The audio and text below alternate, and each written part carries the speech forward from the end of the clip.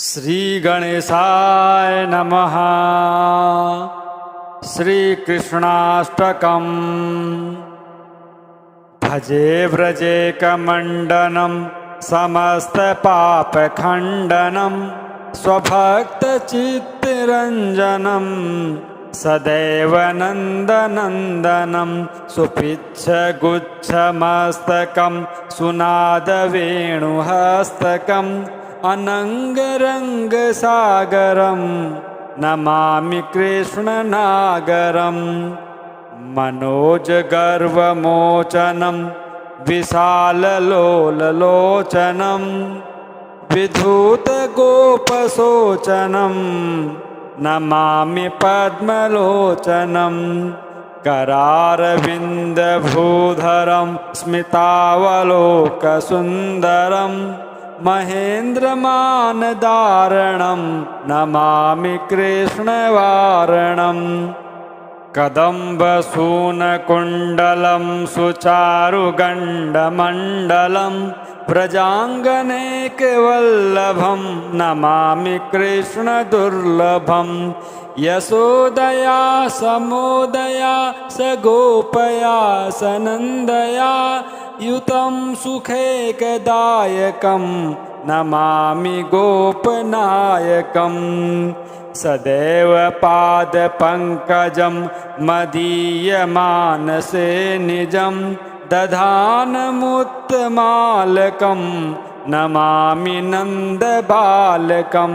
समस्तदोषशोषणं समस्तलोकपोषणं समस्तगोपमानसं नमामि नन्दलालसं। भुवो भरावतारकं भवाब्धिकर्णधारकं यशोमतिकिशोरकं नमामि चित्तचोरकं। त्रिगन्तकान्तभङ्गिनं सदा सदालसङ्गिनं दिने दिने नवं नवं नमामि नन्दसम्भवम्।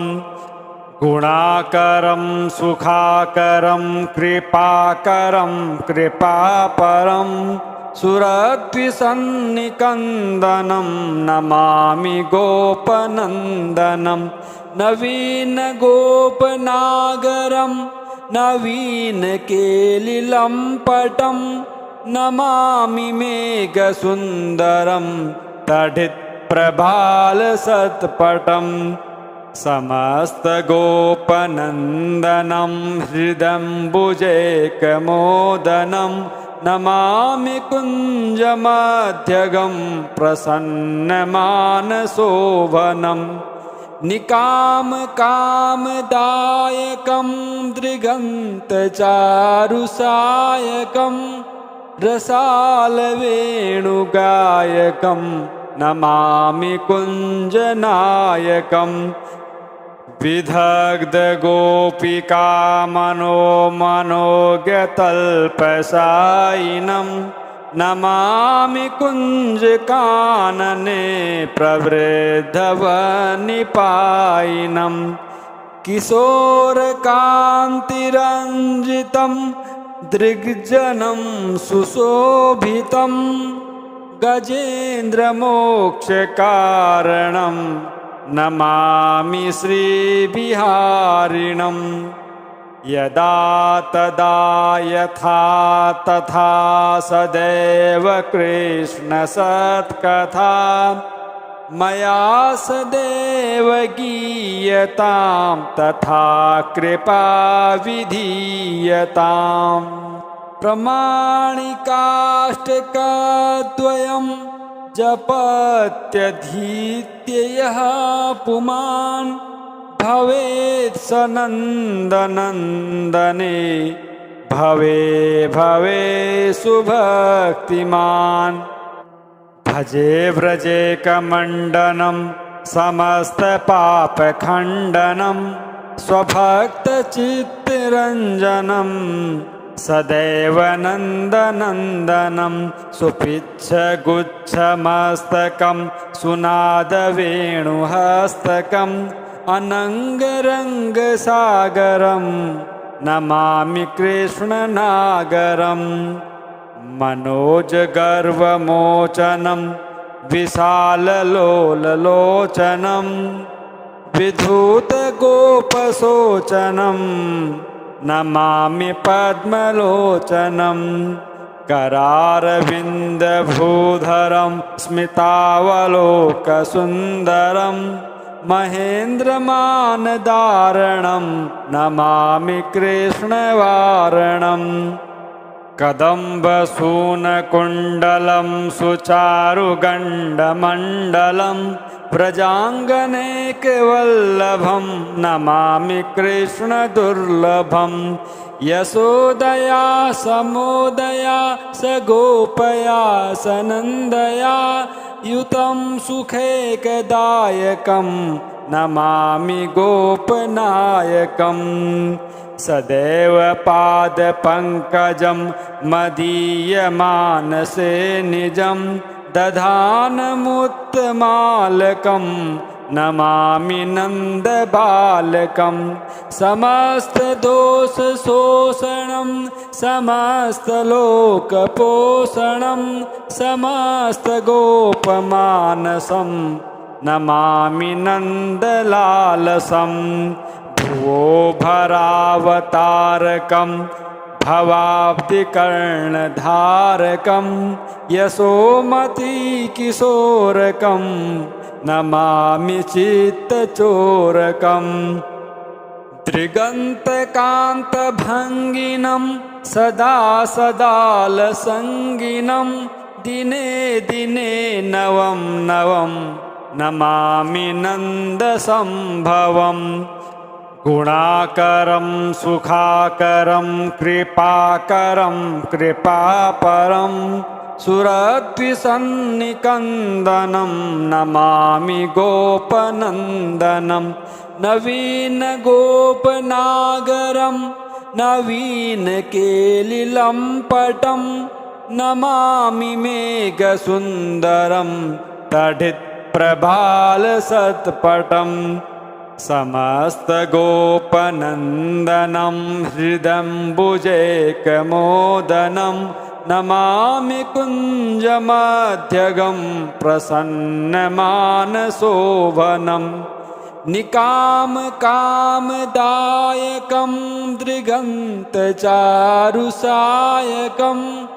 रसालवेणुगायकं नमामि कुञ्जनायकं विदग्धगोपिका मनोज्ञतल्पशायिनं नमामि कुञ्जकानने प्रवृद्धवनिपायिनं किशोरकान्तिरञ्जितं दृग्जनं सुशोभितं गजेन्द्रमोक्षकारणं नमामि श्रीविहारिणं यदा तदा यथा तथा सदैव कृष्णसत्कथा मया सदैव गीयतां तथा कृपा विधीयताम् प्रमाणिकाष्टकद्वयं जपत्यधीत्य यः पुमान् भवेत् स नन्दनन्दने भवे भवे सुभक्तिमान् भजे व्रजेकमण्डनं समस्तपापखण्डनं स्वभक्तचित्तरञ्जनं सदैव नन्दनन्दनं सुपिच्छगुच्छमस्तकं सुनादवेणुहस्तकम् अनङ्गरङ्गसागरं नमामि कृष्णनागरं मनोजगर्वमोचनं विशाललोललोचनं विधूतगोपशोचनं नमामि पद्मलोचनं करारविन्दभूधरं स्मितावलोकसुन्दरं महेन्द्रमानदारणं नमामि कृष्णवारणम् कदम्बसूनकुण्डलं सुचारुगण्डमण्डलं व्रजाङ्गनेकवल्लभं नमामि कृष्णदुर्लभं यशोदया समोदया सगोपया सनन्दया युतं सुखैकदायकं नमामि गोपनायकम् सदैव पादपङ्कजं मदीयमानसे निजं दधानमुत्तमालकं नमामि नन्दबालकं समस्तदोषशोषणं समस्तलोकपोषणं समस्तगोपमानसं नमामि नन्दलालसम् भुवो भरावतारकं भवाब्धिकर्णधारकं यशोमतिकिशोरकं नमामि चित्तचोरकम् दृगन्तकान्तभङ्गिनं सदा सदालसङ्गिनं दिने दिने नवं नवं नमामि नन्दसम्भवम् गुणाकरं सुखाकरं कृपाकरं कृपापरं सुरद्विसन्निकन्दनं नमामि गोपनन्दनं नवीनगोपनागरं नवीनकेलिलम्पटं नमामि मेघसुन्दरं तडित्प्रभालसत्पटम् समस्तगोपनन्दनं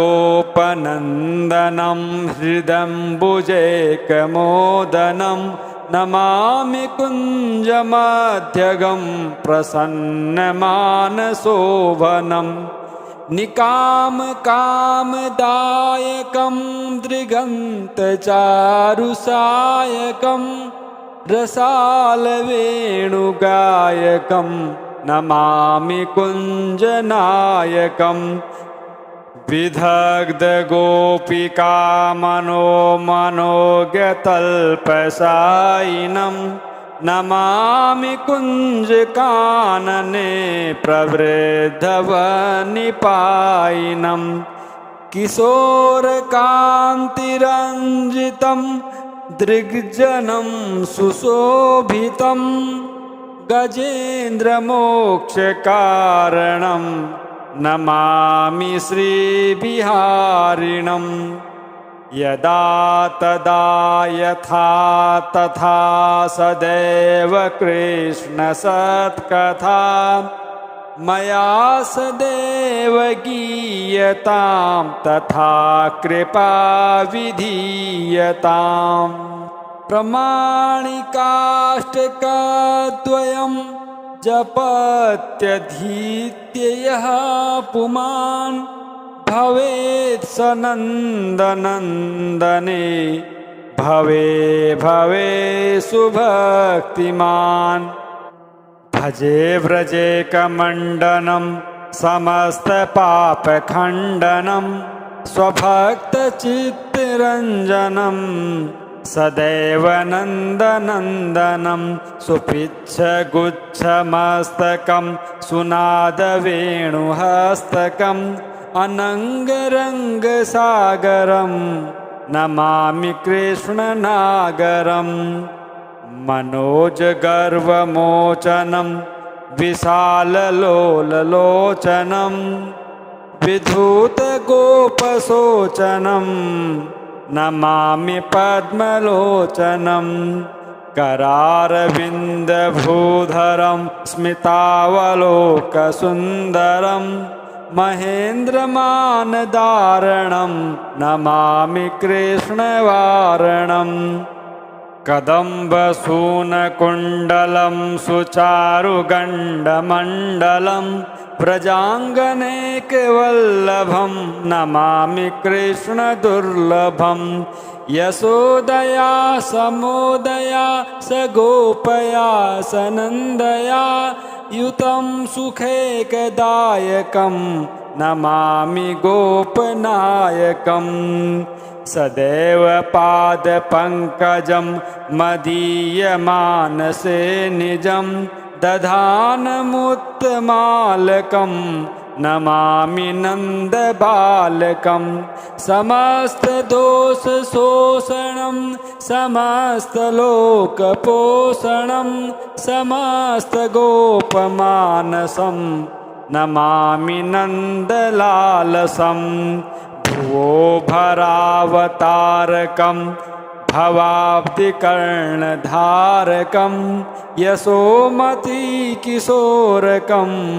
नमामि चित्तचोरकं त्रिगन्तकान्तभङ्गिनं सदा सदालसङ्गिनं दिने दिने नवं नवं नमामि नन्दसम्भवम् गुणाकरं सुखाकरं कृपाकरं कृपापरं सुरद्विसन्निकन्दनं नमामि गोपनन्दनं नवीनगोपनागरं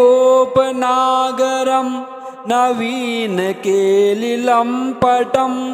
नमामि मेघसुन्दरं तडित्प्रभालसत्पटम् समस्तगोपनन्दनं हृदम्बुजैकमोदनं नमामि कुञ्जमध्यगं प्रसन्नमानसोभनं निकामकामदायकं दृगन्तचारुसायकं रसालवेणुगायकं नमामि कुञ्जनायकम् विदग्धगोपिकामनोमनोज्ञतल्पशायिनं नमामि कुञ्जकानने प्रवृद्धवनिपायिनं किशोरकान्तिरञ्जितं दृग्जनं सुशोभितं गजेन्द्रमोक्षकारणं नमामि श्रीविहारिणं यदा तदा यथा तथा सदैव कृष्णसत्कथा मया सदैव गीयतां तथा कृपा विधीयताम् प्रमाणिकाष्टकद्वयं जपत्यधीत्य यः पुमान् भवेत् स नन्दनन्दने भवे भवे सुभक्तिमान् भजे व्रजेकमण्डनं समस्तपापखण्डनं स्वभक्तचित्तरञ्जनं सदैव नन्दनन्दनं सुपिच्छगुच्छमस्तकं सुनादवेणुहस्तकम् अनङ्गरङ्गसागरं नमामि कृष्णनागरं मनोजगर्वमोचनं विशाललोललोचनं विधूतगोपशोचनं नमामि पद्मलोचनं करारविन्दभूधरं स्मितावलोकसुन्दरं महेन्द्रमानदारणं नमामि कृष्णवारणम् कदम्बसूनकुण्डलं सुचारुगण्डमण्डलं व्रजाङ्गनेकवल्लभं नमामि कृष्णदुर्लभं यशोदया समोदया सगोपया सनन्दया युतं सुखैकदायकं नमामि गोपनायकम् सदैव पादपङ्कजं मदीयमानसे निजं दधानमुत्तमालकं नमामि नन्दबालकं समस्तदोषशोषणं समस्तलोकपोषणं समस्तगोपमानसं नमामि नन्दलालसं भुवो भरावतारकं भवाब्धिकर्णधारकं यशोमतिकिशोरकं नमामि चित्तचोरकम् दृगन्तकान्तभङ्गिनं सदा सदालसङ्गिनं दिने दिने नवं नवं नमामि नन्दसम्भवम् गुणाकरं सुखाकरं कृपाकरं कृपापरं सुरद्विसन्निकन्दनं नमामि गोपनन्दनं नवीनगोपनागरं नवीनकेलिलम्पटं नमामि मेघसुन्दरं तडित्प्रभालसत्पटं समस्तगोपनन्दनं हृदम्बुजैकमोदनं नमामि कुञ्जमध्यगं प्रसन्नमानसोभनम् निकामकामदायकं दृगन्तचारुसायकं रसालवेणुगायकं नमामि कुञ्जनायकम् विदग्धगोपिकामनोमनोज्ञतल्पसायिनं नमामि कुञ्जकानने प्रवृद्धवनिपायिनं किशोरकान्तिरञ्जितं दृग्जनं सुशोभितं गजेन्द्रमोक्षकारणं नमामि श्रीविहारिणं यदा तदा यथा तथा सदैव कृष्णसत्कथा मया सदैव गीयतां तथा कृपा विधीयताम् प्रमाणिकाष्टकद्वयं जपत्यधीत्य यः पुमान् भवेत् स नन्दनन्दने भवे भवे सुभक्तिमान्।